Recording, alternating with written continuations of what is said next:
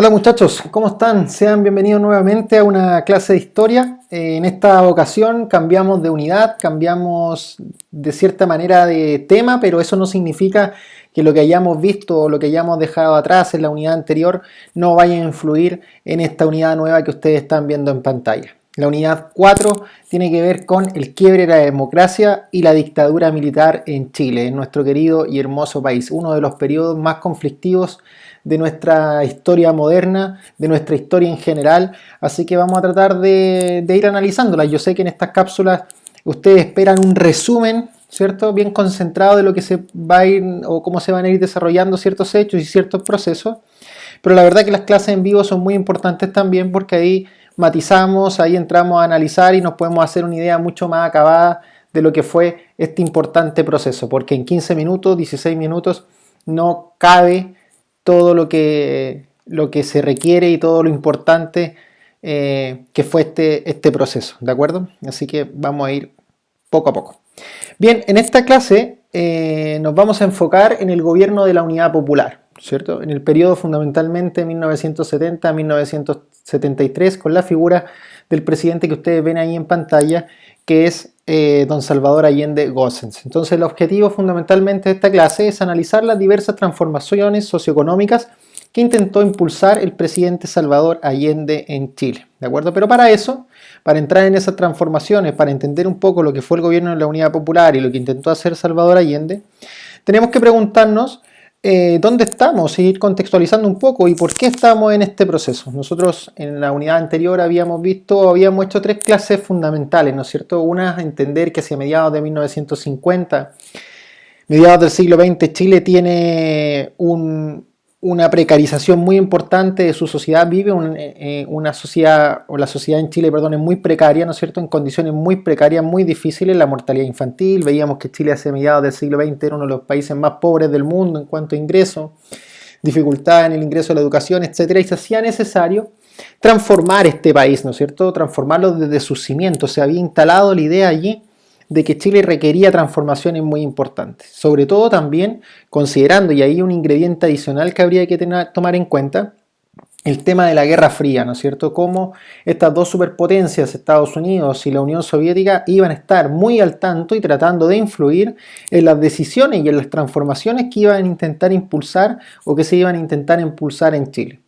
Tomando en cuenta ese contexto de precariedad y de precarización, surgen propuestas o proyectos políticos desde, valga la redundancia, los partidos políticos. Y ahí tenemos el Partido Nacional de derecha, el Partido Demócrata Cristiano, una opción de centro, y un partido, digamos, de izquierda como el Partido Socialista, digamos, y otros, ¿no es cierto? Así que ahí van a quedar esas tres grandes opciones. Y cada uno va a presentar sus propuestas para definir Chile, que fue lo que nosotros establecimos como proyectos excluyentes. Y después la sociedad les va a entregar, la gente, la ciudadanía les va a entregar a cada uno de estos sectores, de los tres tercios, la derecha, el centro y la izquierda, la posibilidad de gobernar y llevar a cabo o llevar a efecto sus proyectos políticos.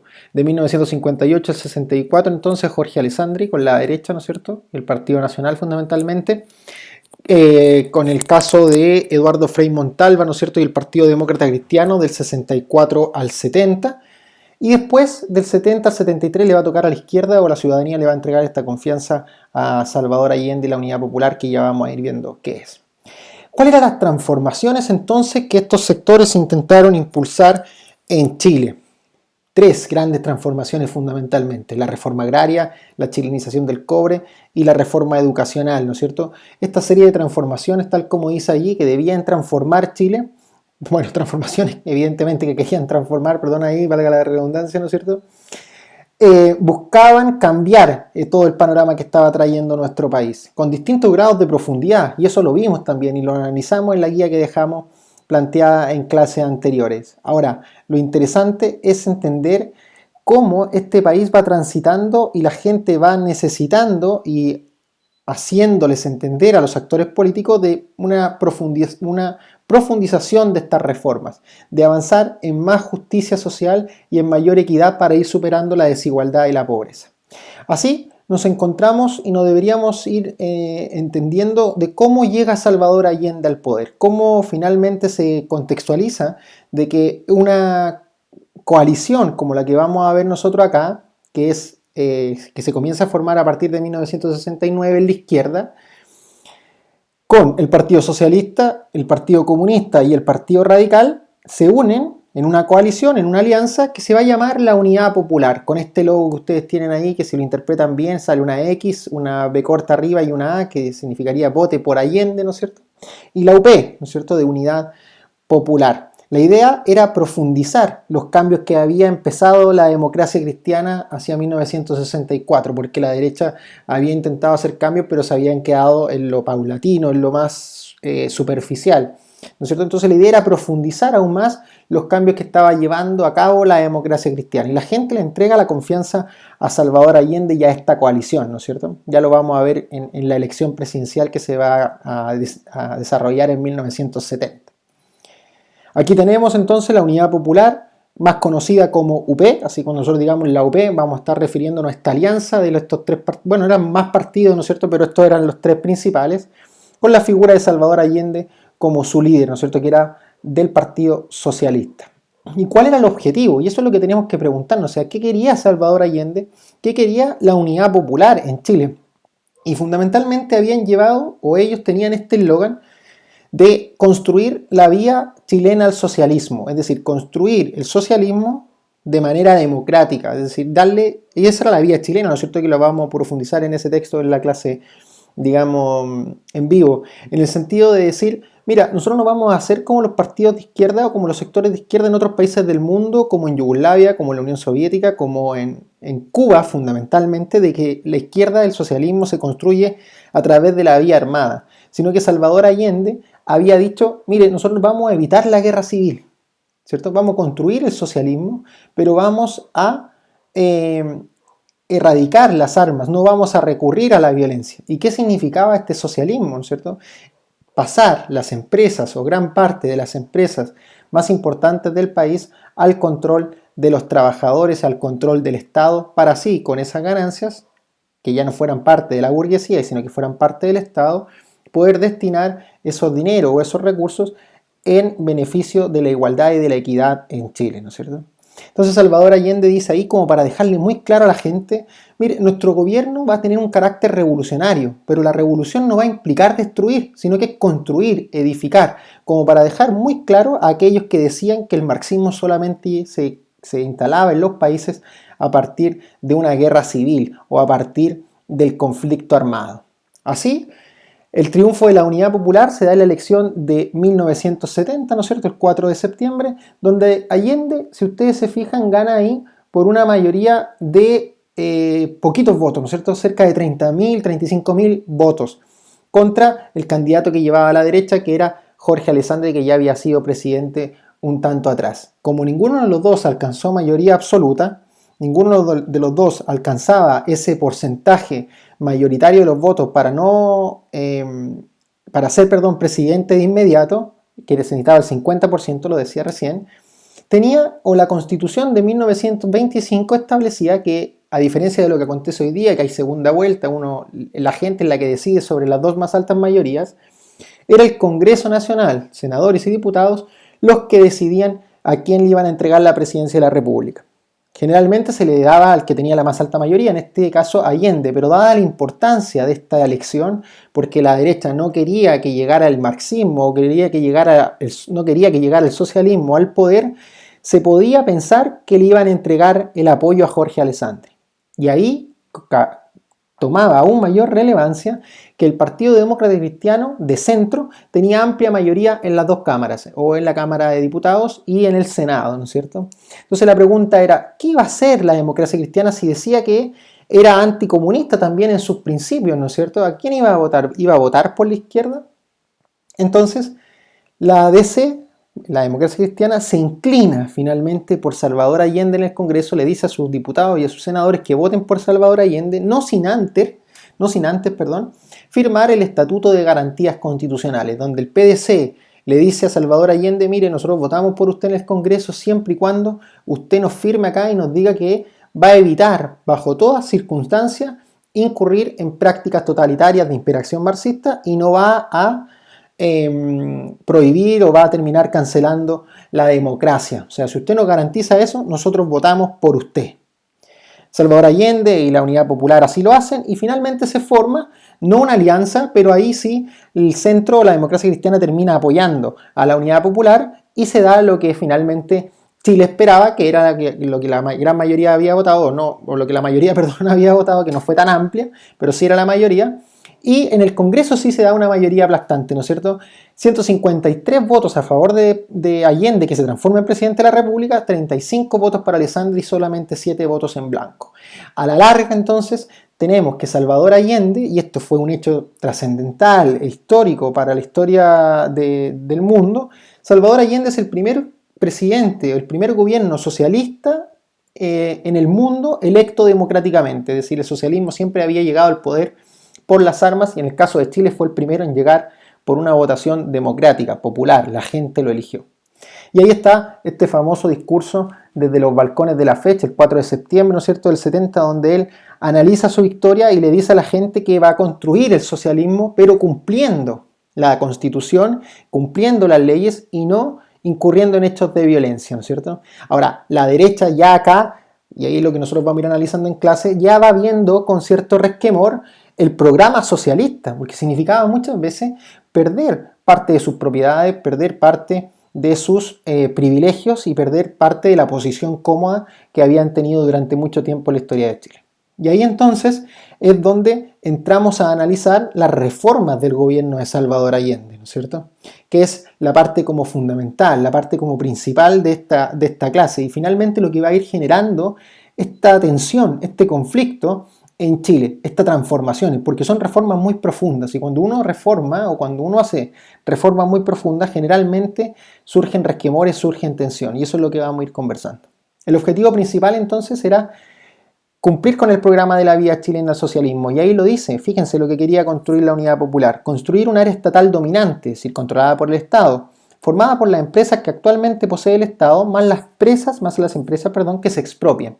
Como primera medida se nacionalizarán las riquezas básicas, que como la gran minería, el cobre, el hierro y el salitre, y otras están en manos de poder o están en poder de capitales extranjeros y monopolios internos. En el fondo es ir quitando, expropiando, nacionalizando estas empresas de propietarios o empresarios chilenos y también de propietarios extranjeros, como el caso del cobre en Estados Unidos. El caso del cobre que estaba en control de Estados Unidos, lo decíamos en clases y unidades anteriores.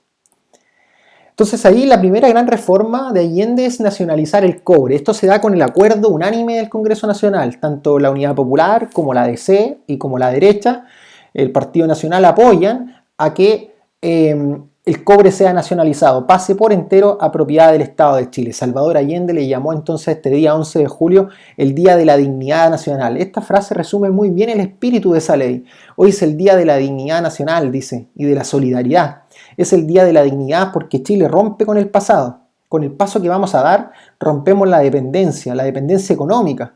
Eso significa la independencia política. Fíjense esta última frase. Nosotros seremos los dueños de nuestro propio futuro, soberanos de verdad de nuestro destino. El cobre, la riqueza fundamental de Chile en ese momento, pasaba a ser chilena, ¿cierto? Y acá tenemos esta canción famosa del grupo Quilapayún de 1972 que se llama Nuestro Cobre. Ojalá la puedan escuchar, es muy apasionada, es muy brillante también ahí lo que dice y la vamos a escuchar también en clase.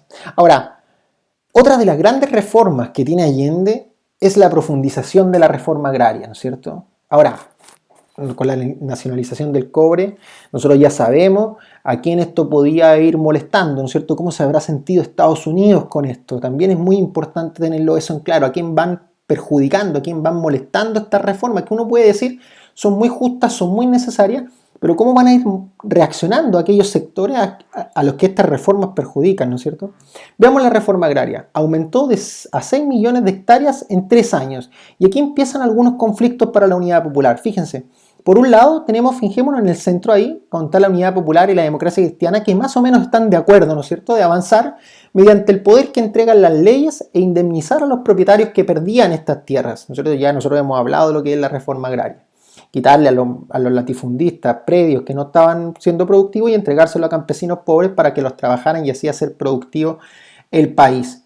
Ahí la Unidad Popular y la ADC trabajan juntas, ¿no es cierto? Porque tienen el mismo ideal. Sin embargo, en la extrema izquierda, si nosotros miramos hacia la izquierda, empieza a surgir un sector que ya venía desde 1965, que es el MIR, el Movimiento Izquierda Revolucionario, influenciado por la Revolución Cubana, de que mediante la organización campesina tomarse por la fuerza algunos fondos y erradicar a sus propietarios. Y esto ya empieza a generar cierto resquemor también en la derecha. Si ya con la reforma, digamos, legal, legítima, mediante leyes e indemnizaciones de la Unidad Popular y la ADC ya estaban molestos, imagínense con lo que estaba ocurriendo con el MIR y este movimiento revolucionario de izquierda.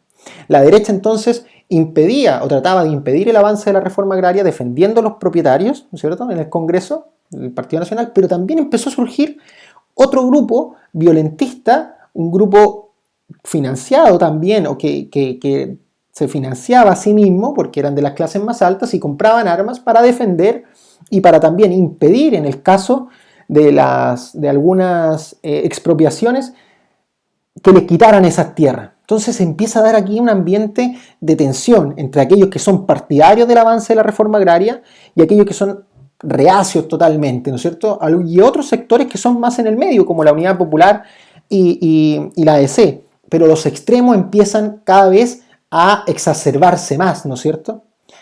Muy interesante ese aspecto. Aquí tenemos entonces el movimiento de izquierda revolucionario, el MIR, y por el otro lado, en 1971, ya este movimiento de extrema derecha armado también, llamado Patria y Libertad. Entonces la tensión entre ellos, tal como dice ahí, es alta, es profunda. Empiezan ahí a atacarse mutuamente y de distintas formas. Lo vamos a ir viendo también esto en la próxima clase, ese ambiente de tensión. Pero aquí ya se va fraguando eso, ¿no es cierto? Y después, una de las reformas que vamos a profundizar más en clase y que van a profundizar ustedes más en clase con Alex y con Gladys, tiene que ver con el área de propiedad social, con el APS, que es una de las reformas más complejas de Salvador Allende. ¿Y qué tenía, o qué es el área de propiedad social? ¿Con qué tenía que ver? Y tiene que ver con el socialismo, con construir el socialismo. ¿Y qué planteaba? Se trataba en el fondo, tal como dice ahí, de traspasar las empresas o industrias estratégicas al control del Estado. Se esperaba que la estatización de las empresas permitiera al Estado disponer de excedentes que serían redistribuidos y utilizados para incentivar un crecimiento económico. Es decir, en la medida que el Estado fuera dueño de estas empresas, podía ir distribuyendo estos ingresos, despojar, quitarle a los empresarios y a las empresas extranjeras estas empresas, digamos, productivas, para pasarlas al control del Estado. Lo hemos dicho recién. Entonces, ¿cuál es la gran complicación? ¿Cuál es el gran resquemor que comienza a surgir en la ciudadanía? Perdón, aquí lo tenemos. El proyecto no contaba con el apoyo en el Congreso de la ADC ni de la derecha. A diferencia de lo que había pasado con la reforma agraria, acá la ADC le dice a la Unidad Popular, mire, yo no estoy por ir a apostar contra esto, o apostar, perdón, con este proyecto, porque me parece que es un proyecto que atenta contra la propiedad privada, y ahí la ADC se acerca más a la derecha en vez de acercarse más a la Unidad Popular. Y le dice, esto es ilegal, uno no puede, la Constitución no establece que nosotros podamos expropiar las empresas a sus dueños. Y la Unidad Popular, como no puede, o Salvador Allende había dicho que no iba a recurrir a las armas, recurre a unas leyes de 1932, lo que se le llamó los resquicios legales, leyes que no habían sido ocupadas antes y que empiezan a ocupar ahora. Sobre todo, además, porque no estaban con las leyes, o la DC ni la derecha le querían aprobar las leyes en el Congreso. Yo sé que esto puede parecer un poco confuso, pero en la clase en vivo lo vamos a aclarar y lo vamos a dejar también muy bien establecido, también Alex y también Gladys. Ahora, lo interesante es que en la extrema izquierda, con el fin de acelerar este proceso, se empiezan a tomar ciertas fábricas y se empiezan a tomar ciertas industrias para que el Estado, para que el gobierno de la Unidad Popular las interviniera, porque eso era lo que garantizaba estas leyes de 1932. Esto genera un profundo resquemor, un profundo resentimiento y un profundo rechazo en los empresarios de derecha, en la burguesía y sobre todo en esta extrema derecha que ya empieza a tratar de recurrir a las Fuerzas Armadas para que le digan al presidente Allende, esto no se puede hacer y nosotros lo vamos a intentar derrocar, o empiezan a tratar de influenciar a las Fuerzas Armadas para que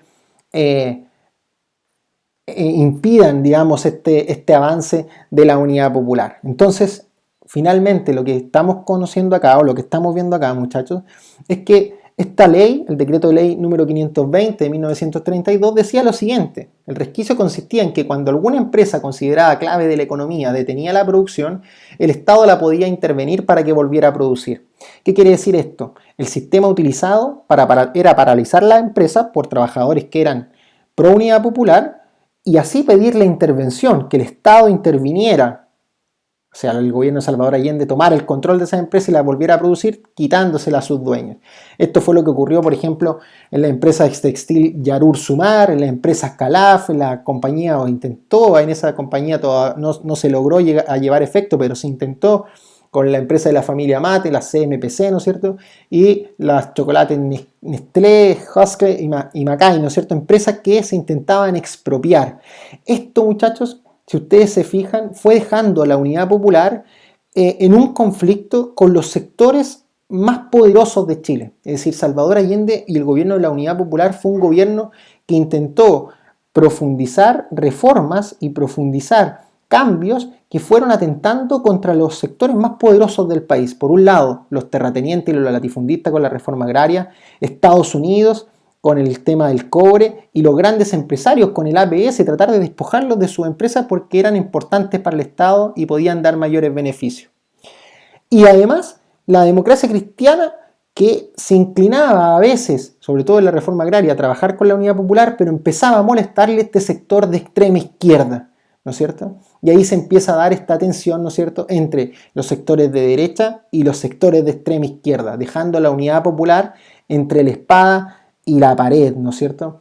Una tensión y un conflicto latente. Estos conflictos, muchachos, estas difícil posición en la que está la Unidad Popular, sobre todo ahí con la extrema derecha y las Fuerzas Armadas, que ya empiezan a ver cómo los sectores de extrema izquierda, tomándose fondos por la fuerza, tomándose empresas por la fuerza, empiezan a ver y a creer el discurso que le había implantado Estados Unidos también, de decir, estos compadres, la izquierda va a construir un gobierno totalitario. Entonces empieza a dar un problema ahí muy difícil de resolver para la Unidad Popular. Y eso es lo que vamos a ver también en la próxima clase. ¿Qué hará la Unidad Popular? ¿Cómo intentará resolver este conflicto entre la derecha, que no quiere avanzar, y la extrema izquierda, que quiere avanzar muchísimo más rápido, y la DC, que también quiere avanzar, pero ve cómo la extrema izquierda empieza a ganar terreno? Entonces, consultas muy interesantes que vamos a ir conversando en la clase en vivo y que ustedes seguramente irán conversando con Alex y con Gladys. Chiquillos, un fuerte abrazo, que estén muy bien, nos vemos la semana que viene. Chau, chau.